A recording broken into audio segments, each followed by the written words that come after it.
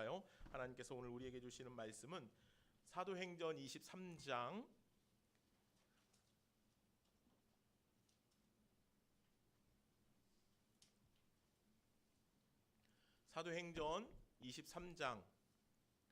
1절로 11절에 있는 말씀입니다.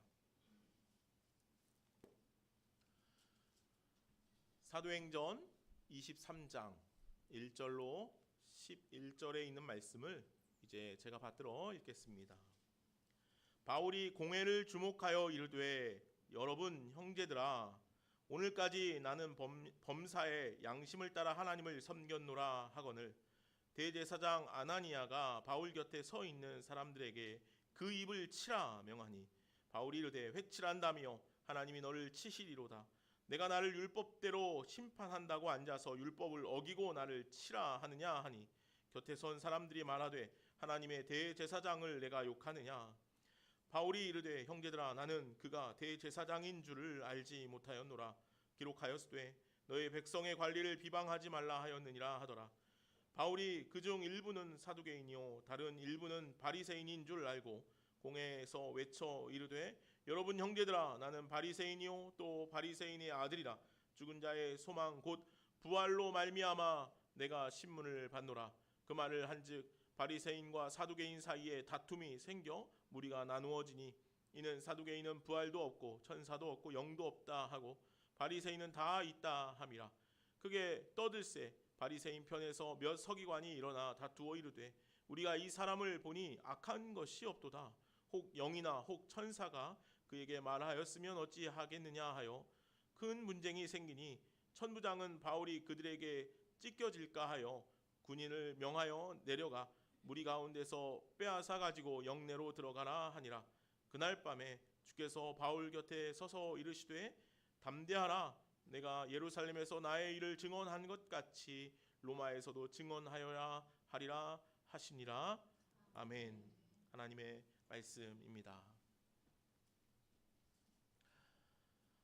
사도 바울이 3차 전도 여행을 마치고 예루살렘으로 돌아갔습니다.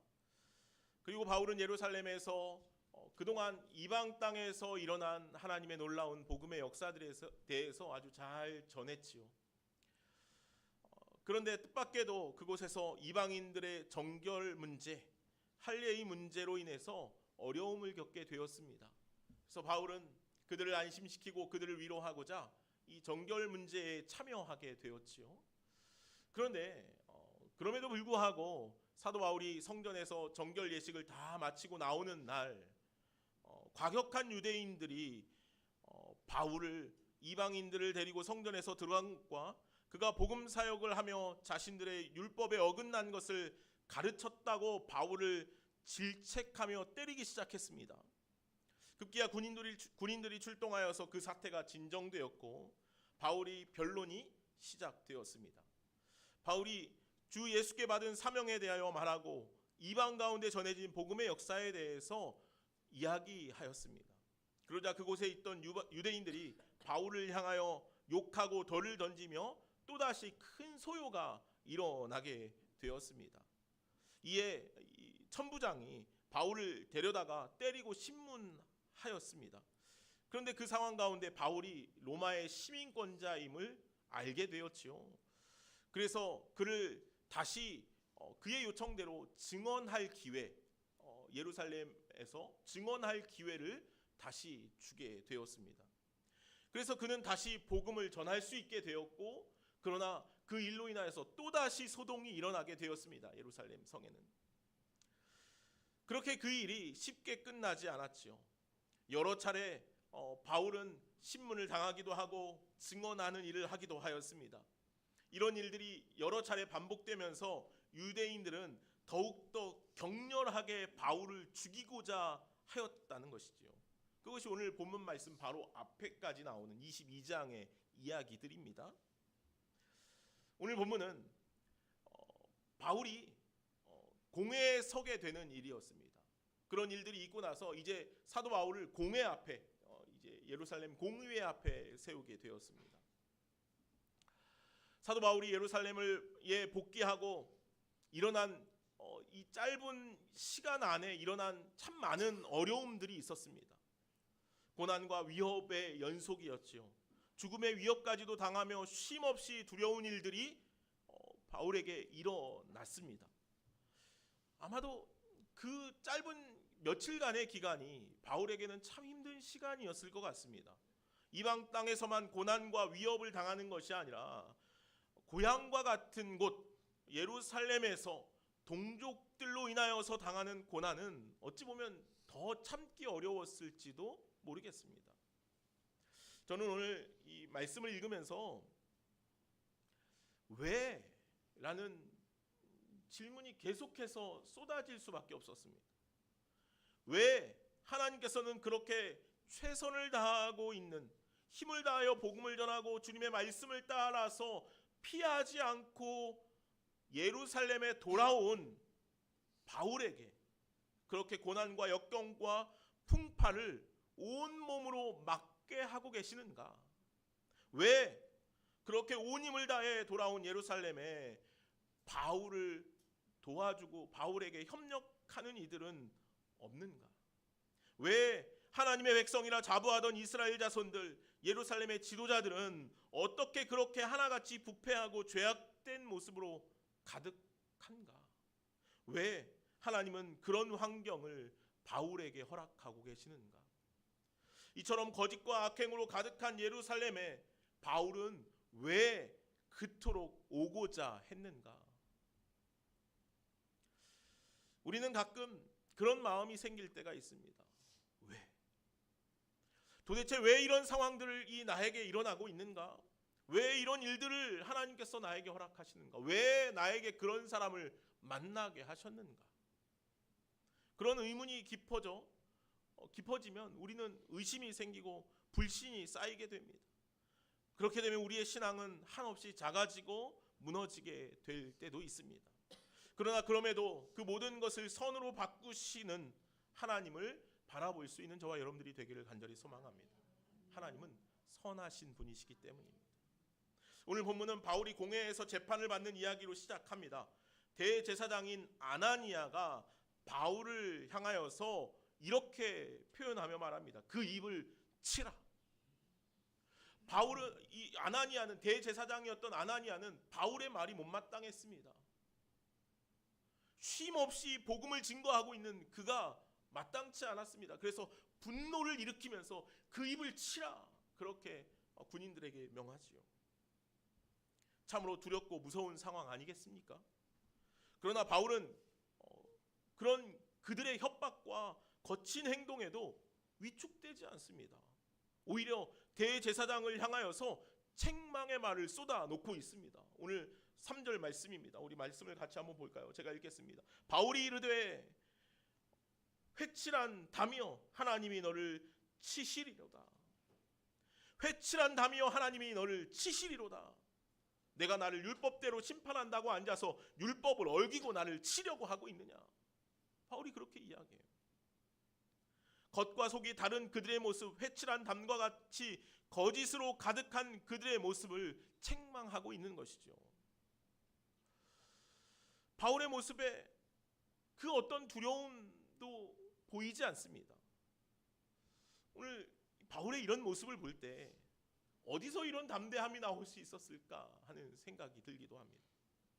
부패한 지도자들, 자기 목숨을 쥐고 있던 공회 앞에서 바울이 그토록 담대하게 말할 수 있었던 것은 하나님께서 바울과 동행하고 계심을 바울이 알고 있었기 때문이었겠죠.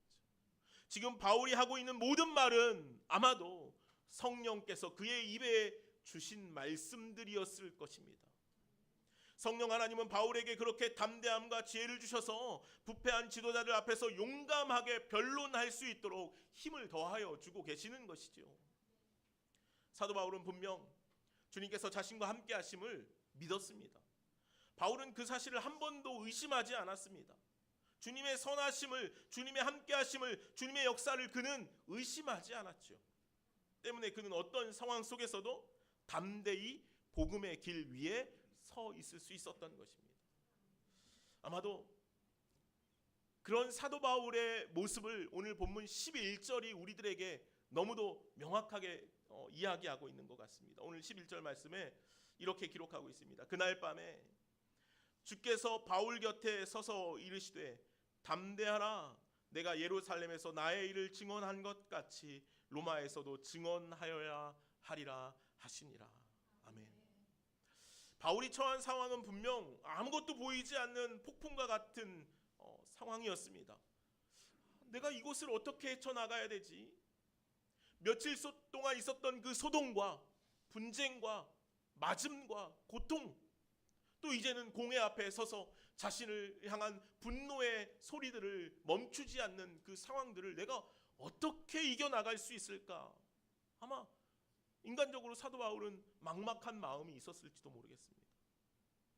또한 이 길이 주님의 길인지, 복음의 사역을 잘 감당하고 있는 것이 맞는지 아마 사도 바울은 그런 의심이 생길 수도 있었을 것입니다. 그렇지 않습니까? 우리가 어떤 일을 하다가, 어떤 길을 가다가 고난이 연속되거나 힘겨운 일들이 계속해서 반복되면 내가 잘하고 있나? 내가 바른 길로 가고 있는 것이 맞나? 내가 주님께서 인도하시는 길 가운데 서 있는 것이 맞나? 고민하게 되죠. 의심하게 됩니다. 왜요? 계속해서 고난이 연속되고 아픔과 힘겨움과 두려움이 반복되기 때문입니다. 오늘 바울이 그랬잖아요. 그러나 오늘 바울은 전혀 그런 의심을 갖지 않습니다. 흔들리지 않죠. 낙심하지 않습니다. 힘겨워하지도 않습니다. 왜 그렇습니까? 오늘 본문 11절에 있는 말씀처럼 주님께서 바울과 함께 하고 계심을, 바울 옆에 든든히 서 계신 주님을 바울은 경험하고 있기 때문입니다. 하루 종일 죽음의 위협 가운데 시달렸습니다. 해가 진 다음에야 바울은 옥에 갇혀 그 하루를 회상할 수 있었을 것입니다. 내가 예루살렘에 와서 복음의 놀라운 역사들을 증거하기도 하였고, 야고보와 장로들의 권유에 의해서 정결 예식에 참여하기도 하였고, 주님께서 원하시는 모든 것들을 내 의지와 상관없이 감당하고 있는데 왜 이런 고난과 어려움의 문제들은 반복되고 있는가? 바울 안에 그런 마음이 들지 않았겠습니까? 새벽부터 저녁까지 이리저리 끌려다니면서 아마 그의 몸도 마음도 다 만신창이가 되었을지도 모르겠습니다.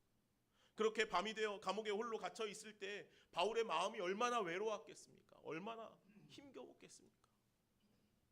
주님을 위한 삶, 복음을 위한 삶은 결코 쉽지 않죠. 온종일 사나운 적재자들에게 시달리다가 지친 심신으로 홀로 옥에 갇혀 있는 바울은 그야말로 외로움 가운데 놓여 있었을 것입니다. 자신과 언제나 함께 해 주었던 동역자들도 한 명도 있지 않습니다. 어둡고 칙칙한 감옥의 자리가 아마도 바울에게는 그 어떤 자리보다도 외롭고 어두운 자리였을지도 모르겠습니다.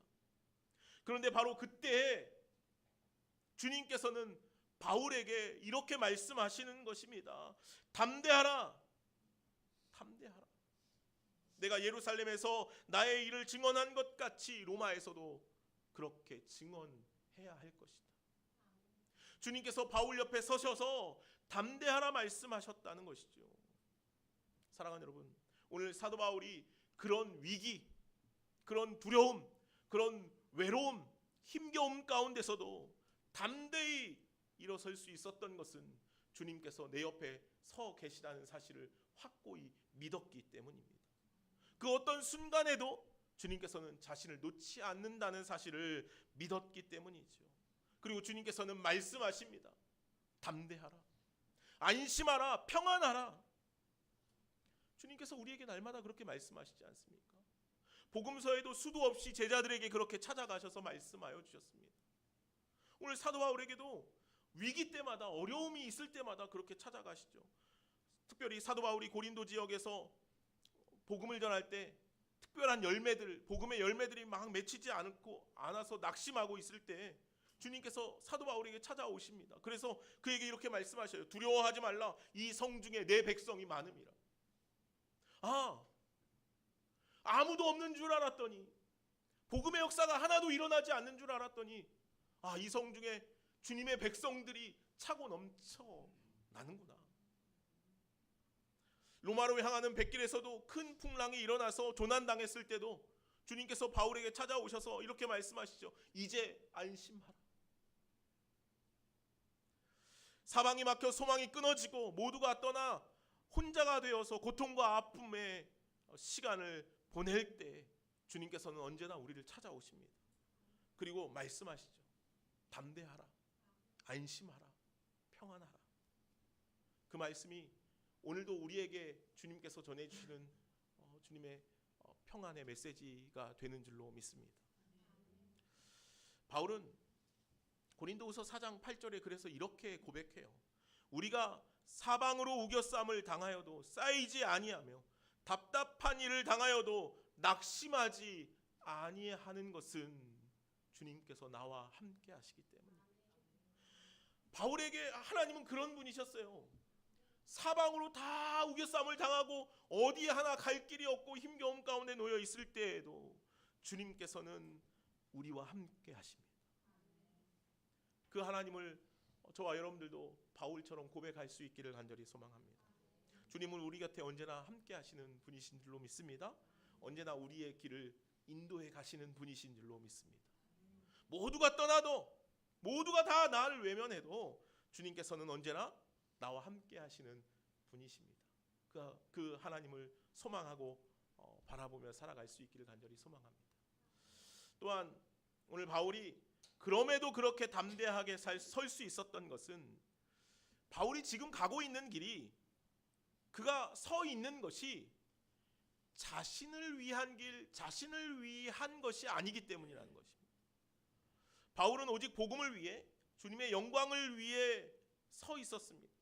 때문에 그는 담대할 수 있었지요. 두려울 것이 없었습니다. 왜 그렇습니까? 신실하신 주님의 역사를 믿기 때문입니다. 주님께서는 분명 바울에게 말씀하십니다. 내가 예루살렘에서 나의 일을 증언한 것 같이 로마에서도 증언하여야 하리라. 우리는 그렇게 알고 있죠. 바울이 최종 목적지는 서바나지만 로마를 거쳐 서바나까지 가기를 원했죠. 그래서 바울의 목표, 바울의 목적지, 바울의 제4차 전도 여행의 방향은 로마라고 모두 다 그렇게 알고 있습니다. 그런데 로마로 가고자 하는 일, 로마에 가야 하는 일, 그것은 바울의 길이 아니었습니다.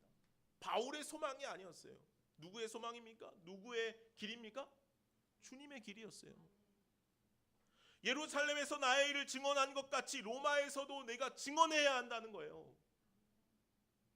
바울의 로마행은 바울의 뜻이 아닙니다. 주님의 뜻이었습니다. 그것은 바울의 의지가 아니었습니다. 주님의 의지였습니다. 물론 예루살렘에 온 것 역시도 주님의 뜻이었죠. 바울의 뜻이 아니었습니다. 사람들은 다 만류했지 않습니까? 3차 전도여행을 마치고 예루살렘으로 오는 과정 가운데 당신 예루살렘에 가면 고난당할 거야. 당신 예루살렘에 가면 수많은 위협이 당신을 기다리고 있어. 누가 그 길을 가려 합니까? 제자들도 말렸습니다. 동역자들도 말렸습니다. 그러나 바울은 그 길을 갔습니다. 왜 갔습니까? 그 길은 자신의 길이 아니라 주님의 길이었기 때문입니다. 바울은 자신의 인생을 살아간 사람이 아니었죠. 그는 자기 인생을 주님이 사시도록 살아갔습니다. 그는 철저히 주님의 소유가 되어서 그의 모든 걸음에 주님의 걸음이 되기를 원하였습니다.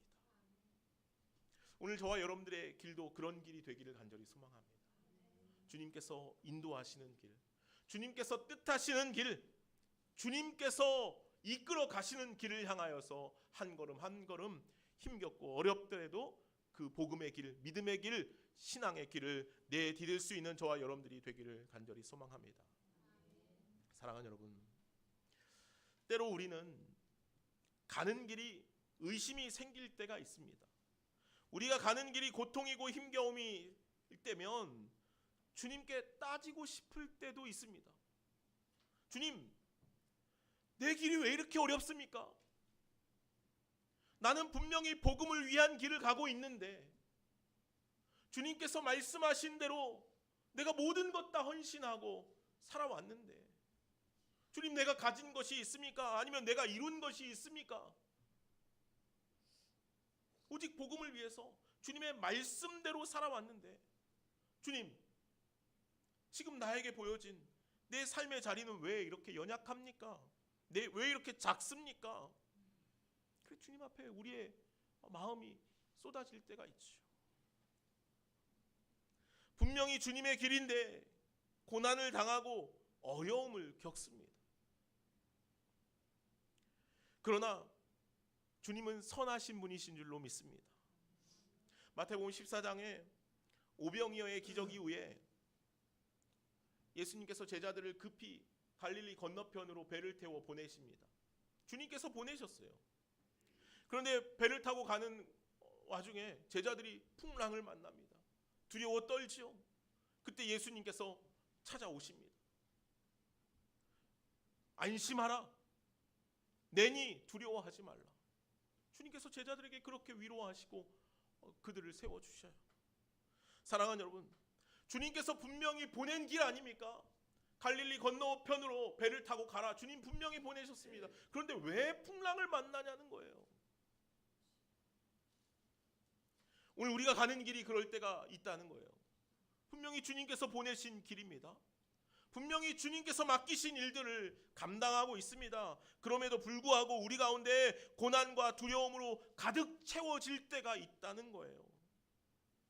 그러나 사랑하는 여러분, 그때마다 주님께서 우리 곁에 서 계신 줄로 믿습니다. 두려워하지 말라. 안심하라. 내니 평안하라. 주님 오늘도 우리에게 그렇게 우리를 위로하시고 우리를 세워주시는 줄로 믿습니다.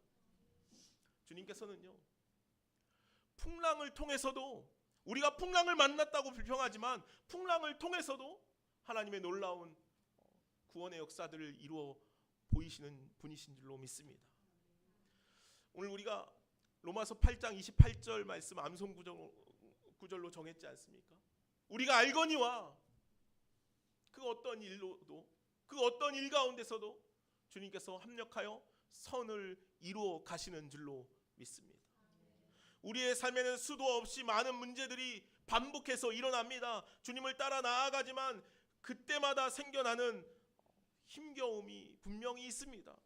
그 모든 문제와 힘겨움을 뛰어넘는 주님의 선하심의 역사가 그 건너편에 있는 줄로 믿습니다. 우리의 약함을 들어 주님의 강함을 드러내며 우리가 무의미하다고 여기는 것들을 통하여서도 주님은 선한 역사를 이루어 가시는 분이신 줄로 믿습니다. 그래서 오늘 우리는 고난과 역경의 길 가운데서도 주님을 의지하여 그 믿음의 길을 따라 나아가야만 하는 것입니다. 왜냐하면 그 길 건너에 주님께서 펼쳐 보이시는 하나님의 선한 역사들이 기다리고 있기 때문입니다. 그러므로 모든 것을 협력하여 선을 이루시는 하나님을 반드시 신뢰하는 삶을 살아가시기를 간절히 소망합니다. 우리에게 허락된 그 어떤 상황에서도 주님의 선하심이 드러날 것입니다. 바울 곁에 서서 주님은 분명히 말씀하셨습니다. 담대하라. 내가 너로 로마까지 가게 할 것이다. 바울의 삶에 드러나는 그 모든 증거들, 바울의 삶에 일어나는 모든 고난과 아픔들은 분명히 상함이었습니다. 주님의 역사처럼 보이지 않습니다. 그러나 바울은 여전히 신뢰하였습니다. 주님의 신실하심을, 주님의 선하심을 그는 한순간도 의심하지 않았습니다. 오늘 우리에게도 그런 믿음의 고백들이 있기를 간절히 소망합니다. 우리가 그렇게 고백할 수 있었으면 좋겠습니다. 주님은 선하십니다. 주님은 우리를 놓치지 않으십니다.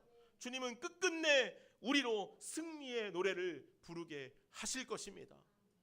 이 땅에서 우리의 삶을 마치는 그날까지 바울처럼 우리가 달려갈 길, 곧 하나님의 은혜의 복음을 증거하는 일에 충성을 다할 수 있는 저와 여러분들이 되기를 간절히 소망합니다. 주님은 여전히 우리 곁에 서 계신 분이십니다.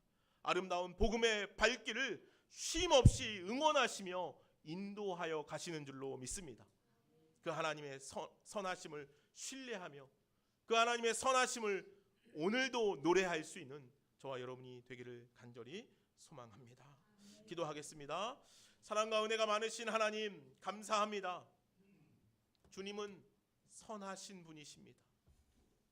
우리의 삶에 고난과 역경과 두려움과 힘겨움이 반복된다 하더라도 주님은 선하신 분이십니다. 그래서 오늘 우리는 여전히 주님을 따라갑니다. 주님을 고백합니다. 끝끝내 승리의 노래를 부르게 하실 주님을 찬양합니다. 주님의 신실하심을 오늘도 믿음으로 고백하며 나아갈 수 있는 우리 모두가 되게 하여 주옵소서. 감사하며 예수님의 이름으로 기도하옵나이다. 아멘.